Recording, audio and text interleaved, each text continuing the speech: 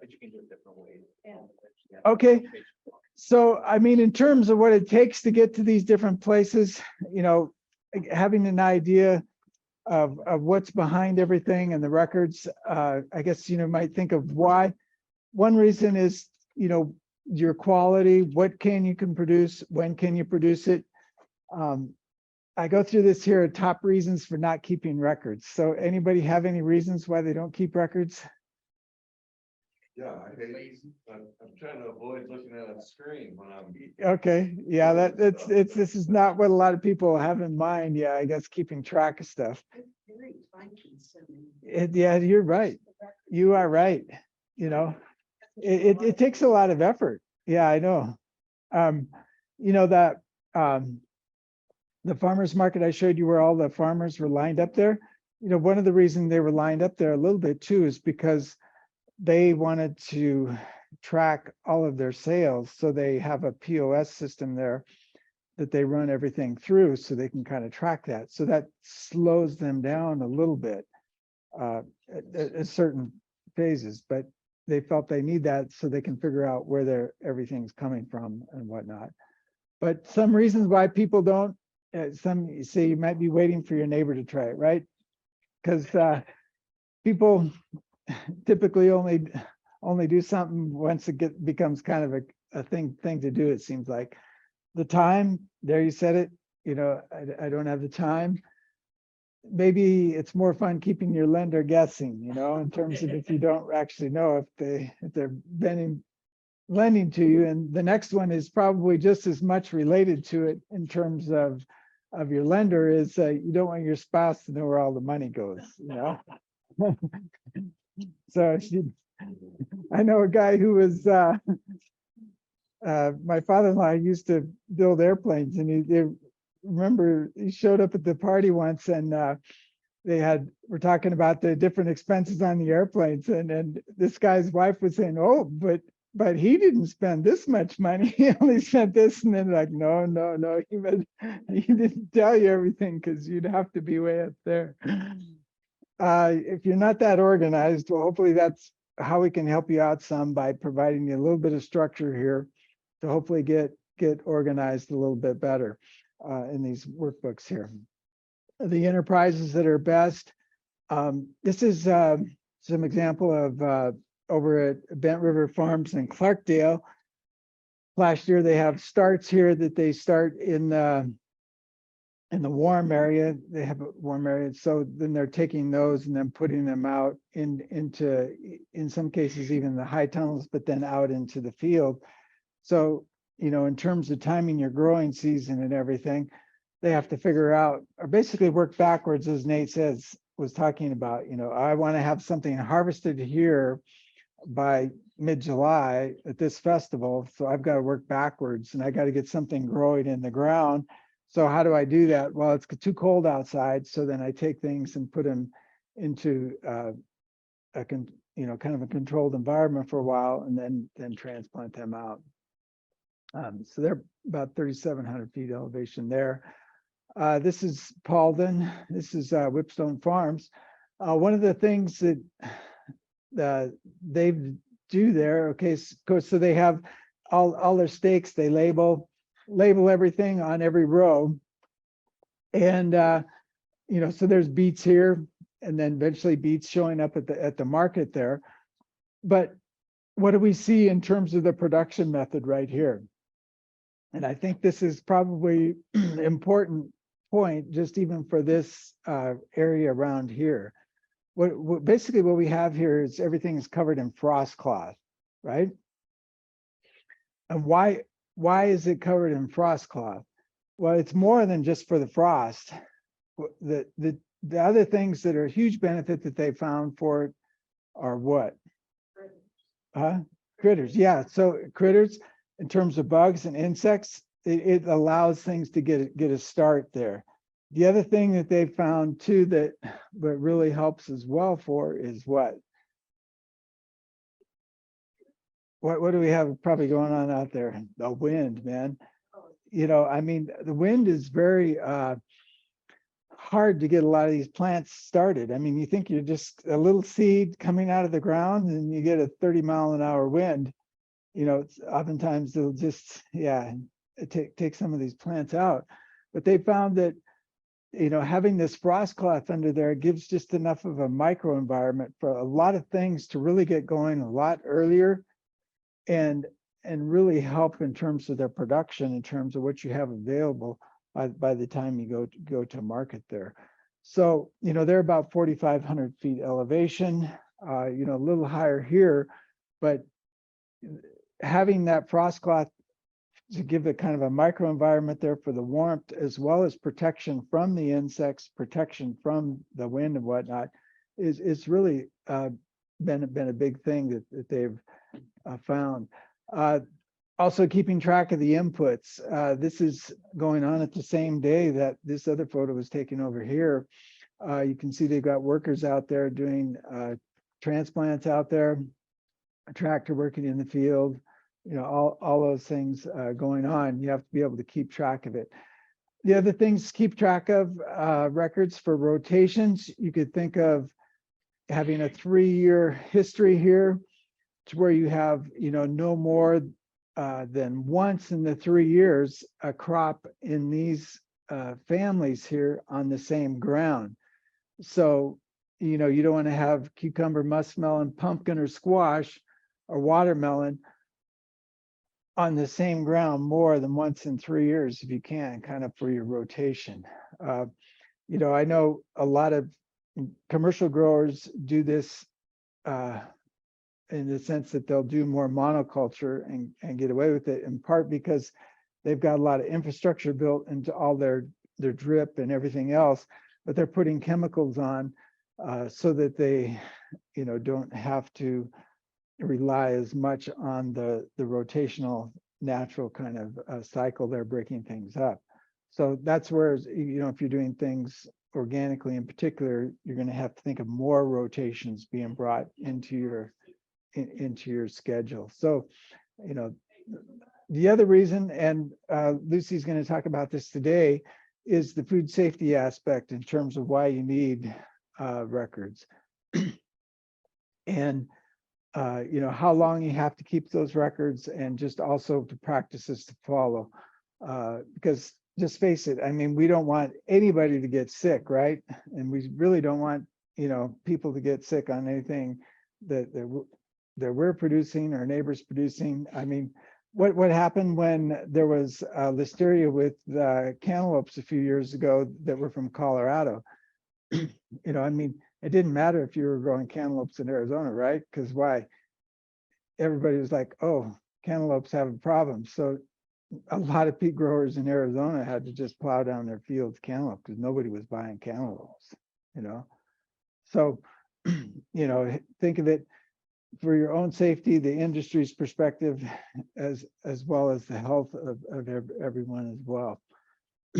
I like to put this one in here because our dog, he likes to go around and he has different things that he tracks. And my neighbor tells me when the dog's going around, basically he's reading the newspaper. It's our equivalent in terms of what's been going on. But basically, you know, I mean, in terms of how things are done timely and correctly, the dogs, animals seem to even have their own record keeping system as well. I guess when you think of records, you almost have to think about the IRS, because that's one of the motivations that people have for keeping at least, you know, financial records and putting things there. But how long you keep your records, I guess that's another thing that really kind of varies. But, you know, if there's no additional tax and you don't have fraudulent return or you do not file, it's 3 years. But the one thing is, I know a lot of people, especially on tribal country, will say, well, I don't have to file federal tax because of the statute in terms of grown on land in trust that is not required to be filed. But and there's also a lot of people, small growers, who say, well, I didn't have enough, so I don't have to file. But that's fine. But just keep in mind there's no limit in terms of how long you're supposed to keep your records so that you can verify that you didn't have to file. So that's one thing. I mean, you think of, okay, if you file, you know, then you only have to keep your records for maybe like 3 years or even 6 years. There's a finite period here. But if you don't file, you always want to keep your records on hand to show that you didn't have, as to why you didn't have to file. Because if they start digging, they'll probably go back a long time. So these are the books I handed out. Note you have both a 3-ring binder as well as a pocketbook. So hopefully the pocketbook is designed to be something that you can take with you in the field and record stuff. And then also maybe, you know, they're tied together on most things so that you could take these and then record them in your 3-ring binder, but also expand upon it as well. I'll just kind of quickly go through some of the things here. For the livestock, we have our animal records here, different things, even on sheep, goats, both.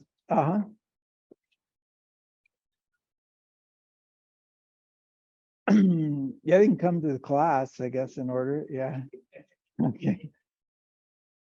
I don't know. I mean, I guess I haven't gotten in the business of trying to ship them out just because I'm not set up to do the logistics. I mean, I keep telling them that's one of the carrots for coming in person. Yeah.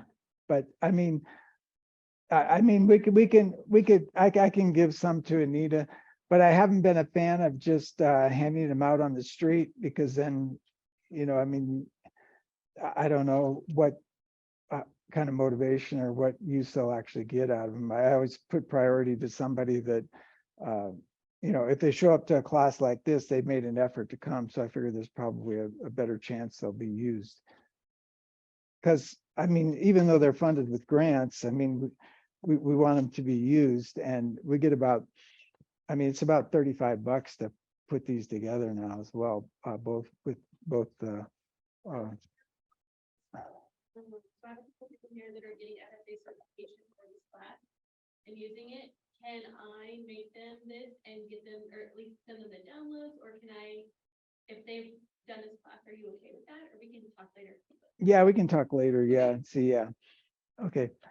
So as I said, there's animal records, the rainfall records, there's the financial records, the receipts and envelopes. On the animal inventory, you can see in the pocketbook there's kind of some columns with the herd inventory.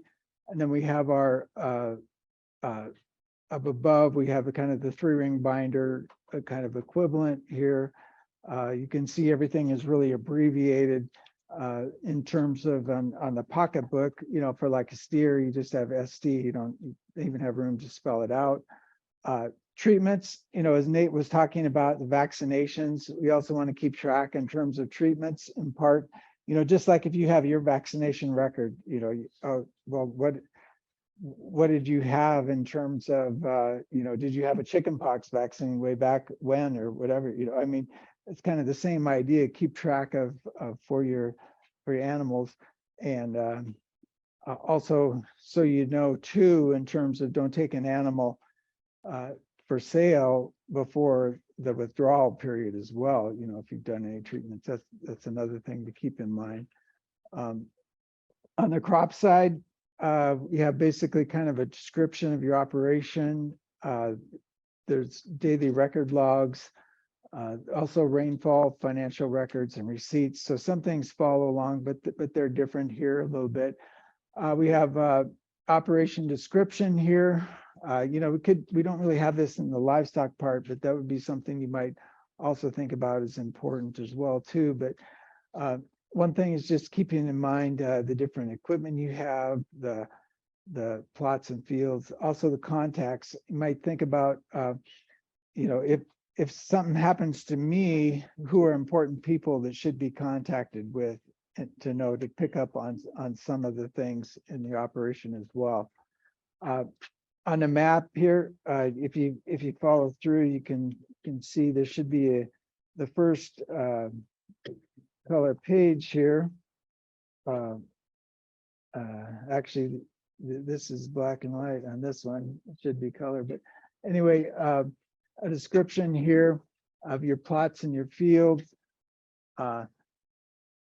Then down to the contacts, we talked about the equipment. Equipment is one of the things I think that you really need to keep track of, and also the condition, because one thing you realize, especially doing on the cropping side, is that it's just too much to do everything by hand when it comes to tilling the soil and everything. I think that's one of the things that I've learned the most from watching all the different people, is that if you can mechanize, even with the small tractors, even those walk behind things, that's just huge in terms of being able to do that. So that equipment is very important.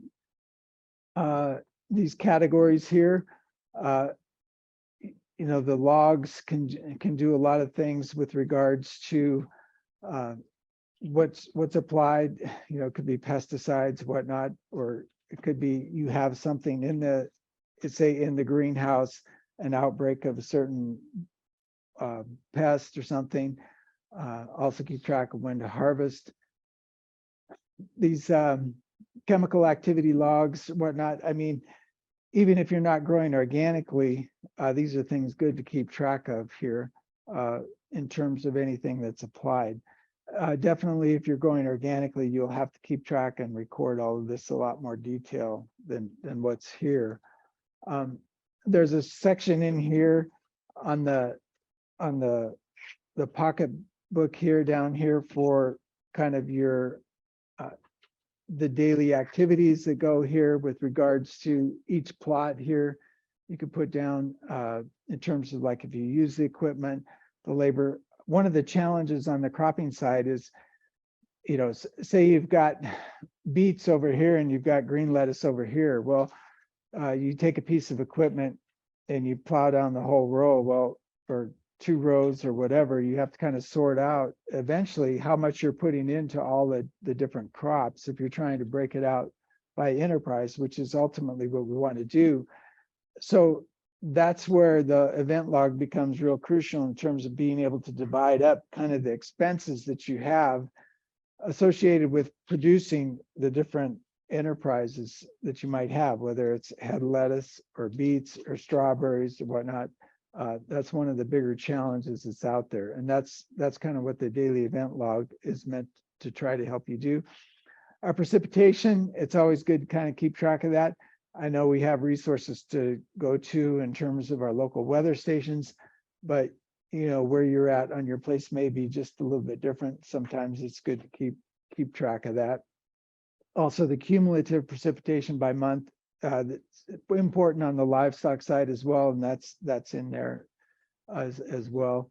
Harvest records, keeping track of what was actually produced and when. Photos can be good, but oftentimes we're looking for things on yields, how much yield, and different quality. Anybody recognize this here, high tunnel? As it's actually in the Sholo area, but they had tomatoes in here. But basically you could harvest your tomatoes for free, but you just had to weigh and record them. That was a project. It was just off of the main drag, not too far. And NRCS was behind some of this, I believe, on the structure of it. Yeah, the White Mountain community, yes, yeah. So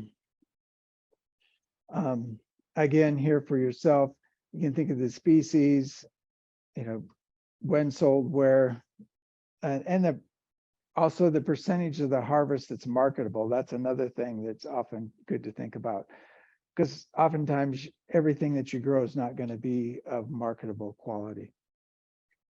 So the financial side, this is something that takes a lot of time, but like I said, the idea is to where you can kind of keep your basic income and expenses and record them down to where you can sort it out to where you get down by an enterprise. So at the end, you can see, oh, how much did I make? off of the lettuce? How much did I make off of the beets? I mean, that was kind of the challenge like Whipstone had as well too, in terms of they're just trying to track it from the revenue side on their when they're using the POS system on their sales, but that allowed them to really gain insights in terms of how much they were actually growing and taking to the market by going to the Square system and doing that. So in here on the livestock, we've got different folders here, you know, for the feed, fuel. These fall in line with like the Schedule F schedules as well. The other thing you might think of too is just having redundancy in your receipts. If you can get a business credit card, that's kind of what's on the right over here, and on the left is your receipt here.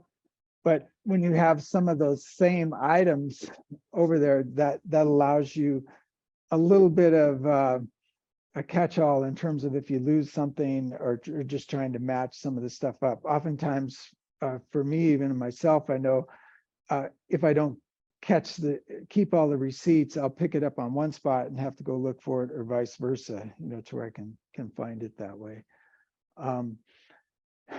Again, just keeping track of all the income and expenses. We've got some folders that are in there for that. And these fit in line, as I said, with the Schedule F on things like for feed, fuel, and whatnot are all items that are you have to fill out.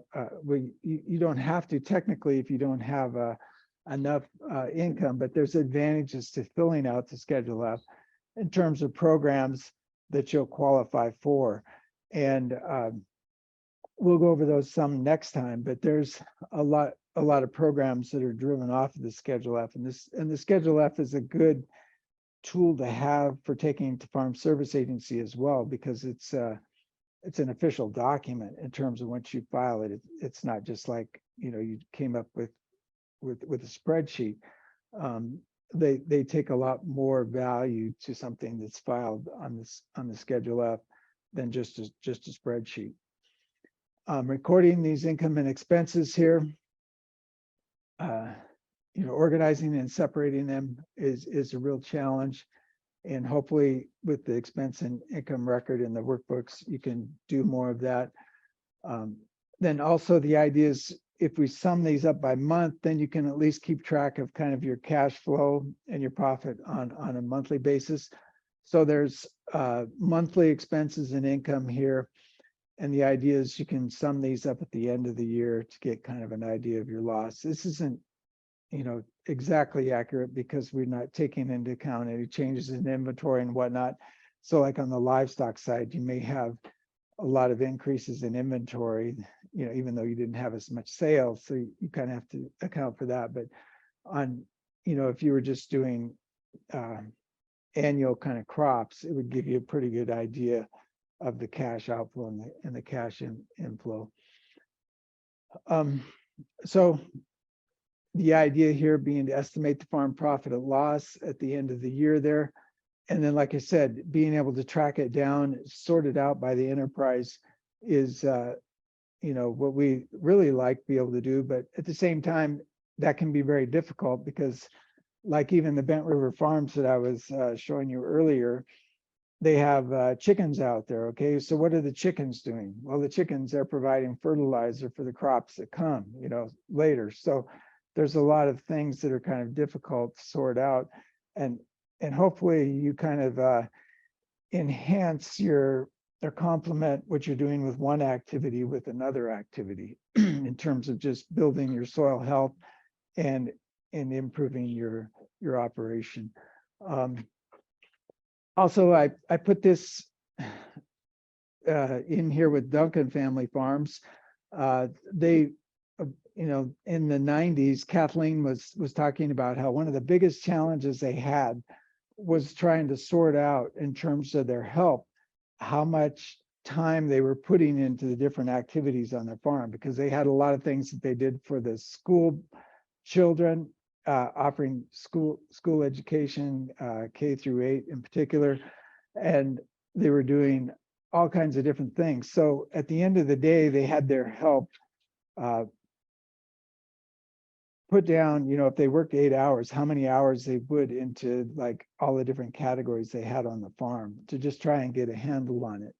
But I put them up there because, I mean, now they're the largest, you know, organic producer in the state, and they produce all over the country. They produce, now they've expanded, you know, they first expanded into California, but now they're in the Northeast and all over. But, you know, being able to track what they were actually doing allowed them to be able to manage to really grow their operation. I know they've got, you know, their 3 sons, they're all involved in their operation. They're pretty large, but you know, Arnott was and Kathleen were from the get-go were pretty insistent on being able to keep track of everything so that they could really manage it. And I think that probably will suit anybody well in terms of how they're doing.